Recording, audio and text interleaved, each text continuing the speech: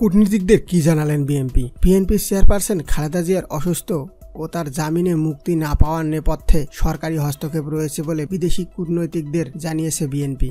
এছাড়া দেশের সার্বিক পরিস্থিতি সম্পর্কেও তাদের অবহিত করেছেন দলটির নেতারা।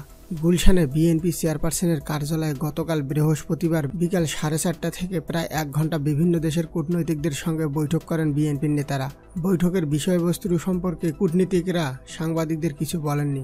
বৈঠক শেষে সাংবাদিকেরা জানতে চাইলে বিএনপি স্থায়ী কমিটির সদস্য গয়েশ্বর চন্দ্র রায় বলেন, প্রতি মাসেই আমরা কূটনীতিকদের সঙ্গে মত বিনিময় করি। আজকের বৈঠকে দেশের সার্বিক পরিস্থিতি সহ বিভিন্ন বিষয়ে আলোচনা হয়েছে। আমাদের নেত্রীর গুরুতর অসুস্থতা ও তার মুক্তির প্রক্রিয়ায় বিষয়টি আলোচনায় উঠেছে।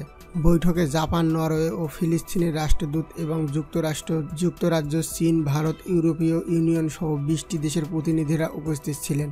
বিএনপি নেতাদের মধ্যে ছিলেন মহাসচিব মির্জা ফখরুল ইসলাম আলমগীর, স্থায়ী কমিটির সদস্য খন্দকার মোশাররফ হোসেন ও মির্জা আব্বাস প্রমুখ। খালেদার মুক্তির দাবিতে মহিলা দলের বিক্ষোভ।